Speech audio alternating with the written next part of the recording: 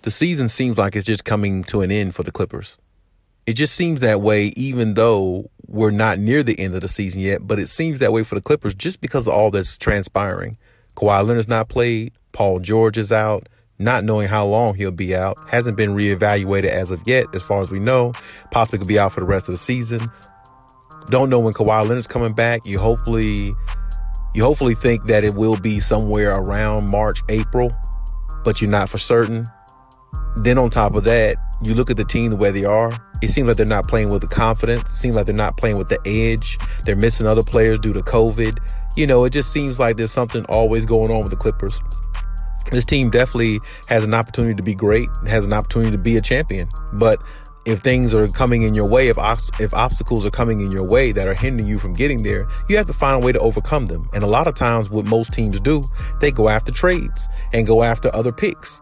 And the question I have is, if the Clippers do make a trade, who do they trade for? Or should I say, the better question is, if the Clippers do make a trade, which players should go first? And that's a good question to me, because when you think about it, you don't, as I said before, you don't want to give up too much depth or too much of your core bench players just to acquire one player who might be injury prone or who might not actually pan out the way you think he will or should. And now you're stuck with another problem. And those things definitely can happen. And they've happened many times to a lot of teams in the NBA, a lot of teams around sports, period.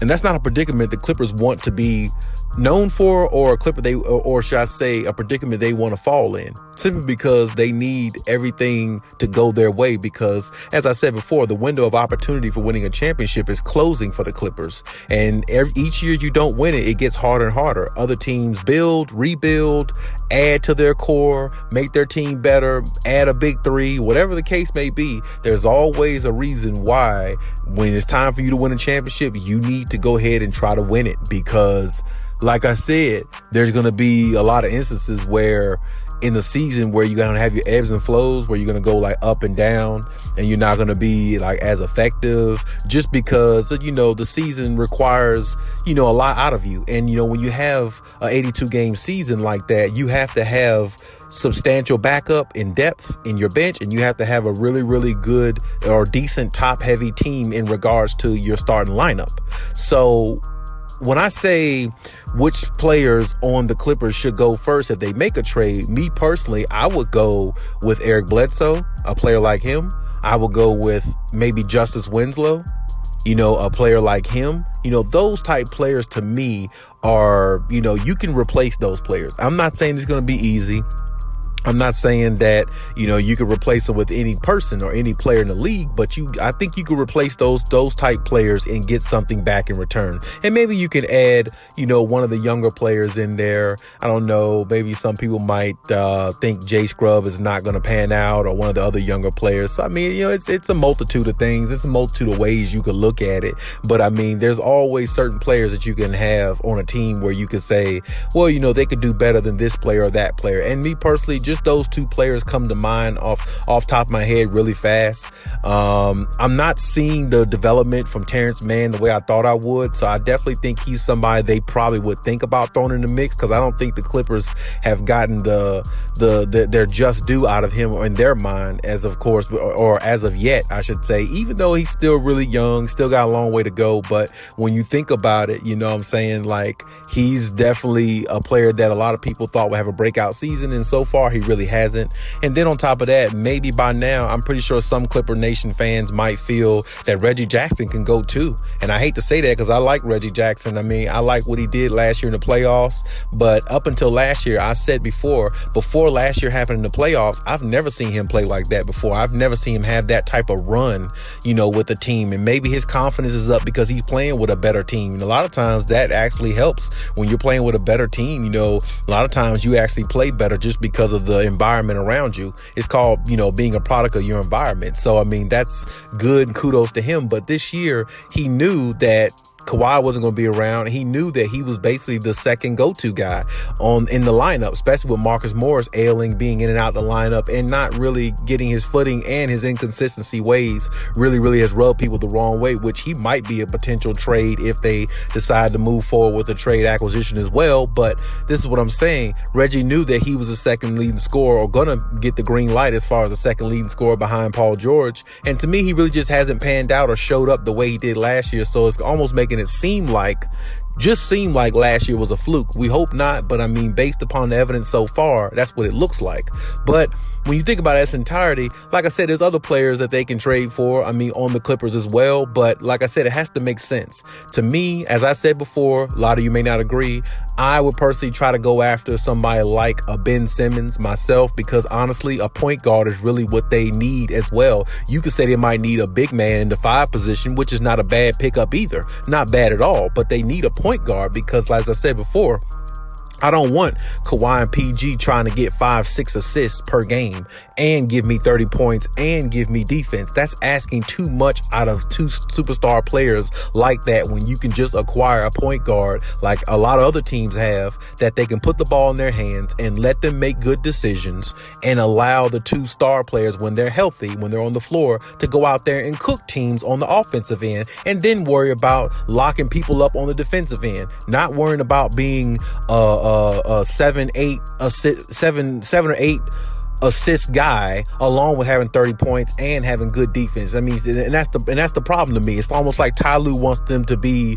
superstars that average triple doubles. We don't need them averaging triple doubles. We need them going out there scoring 25, 30 points apiece, and going out there playing hella defense and locking other opposing teams, great players up, to give the Clippers the advantage to win. That's what needs to happen. And like I said before, if you don't get a point guard who can sit there and actually put them in position to play that way and be that way, you're going to find yourself losing games, or find yourself down in series the way they did last year against Dallas, because they don't have that extra firepower, as if they had somebody like a Ben Simmons. Think about it. If Ben Simmons was on the Clippers last year when they went against Dallas wouldn't have had a chance, because you had to deal with Kawhi Leonard, PG, and on top of that, you would have had Ben Simmons. Ben Simmons is known for what? Passing, but he's also known for what? Defense. The last couple years, Ben Simmons has been one of the best defenders in the league, and he is really good at locking down his opponent, because first of all, he doesn't do much scoring. So his scoring predominantly comes off of dunks and layups,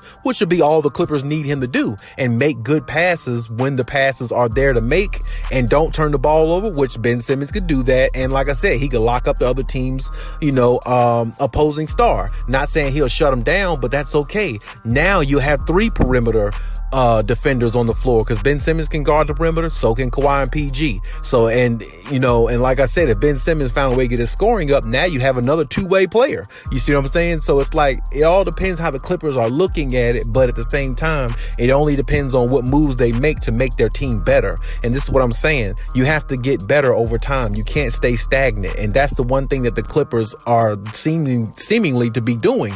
They're staying stagnant with some of the pieces they have. And like I said, I definitely understand they don't have much clout in regards to trading and anything like that, because they gave up so much for Kawhi Leonard and to acquire Paul George on this team when they started the operation. But they have to find a way to make a move soon, because like I said, Paul George, really, I've never known him to be that reliable as a player on the court or off the court. I mean, injuries or just on the court, he doesn't show up at times, and that's just the way it is. But Kawhi Leonard's really consistent, always has been. This is the first real major injury I think I've seen him have. He's never really had no ACL or anything like that. But at the same time, load managing is his thing, and a lot of people are not for that. A lot of people are against it. But at the same time, he's always been a consistent type player.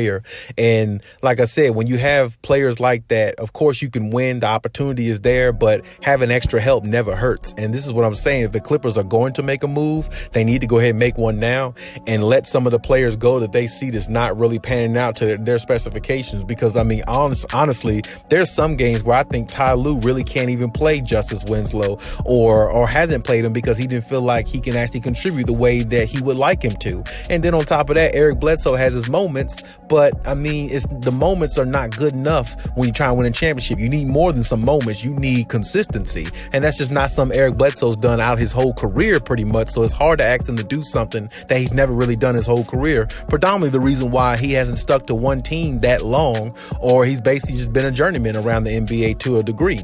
So to me, those are the first two players that come to mind to me that can go. Now, of course, maybe you could throw in a Zubac, somebody like that. I do like Zubac, though. I mean, I've really been, disappointed in his growth this year. But I mean, at the same time, I do like him. So I guess heart over mind, I would say keep him, because he definitely can still learn from somebody like Serge if they decide to keep him and not trade him. But, hey, with time, maybe everything gets better and maybe they keep the same team they have. Maybe they just, roll what they got, because that's what it seems like they're just going to do. I mean, it really doesn't seem like they're going to pull the trigger on anything and make any substantial moves. And that's just the way it seems right now. And like I said, right now is the time to make it, because really you need all the help you can get. You cannot go through another season and say, oh, this will just be a lost season. We'll go and try to win the championship next year. You can't think that way, because every season, like I said, the window shrinks of opportunity to win a championship. The Clippers know that. Kawhi knows that. The organization knows that. Ty Lue knows that.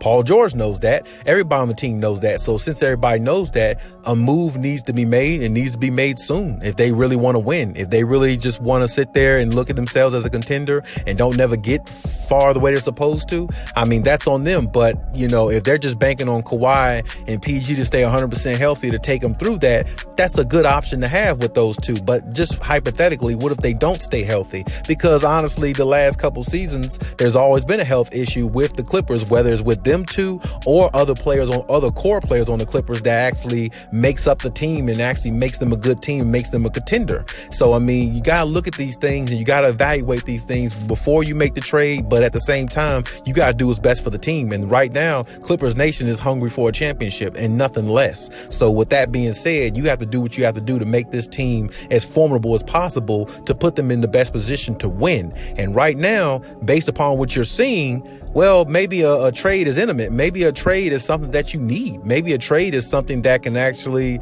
help, because if you can get a trade in there of a player of a decent caliber and he can come in there and at least help you keep afloat, get some wins and kind of keeping that playoff picture somewhere between 7 and 9, maybe, creep up to a 6th seed or 5th seed, by default or something like that. That would be great too, because now you would have somebody who can help. And then when the two big guns come back in Kawhi and PG, now they can just finish off the season and go focus on making a run in the playoffs to win a championship.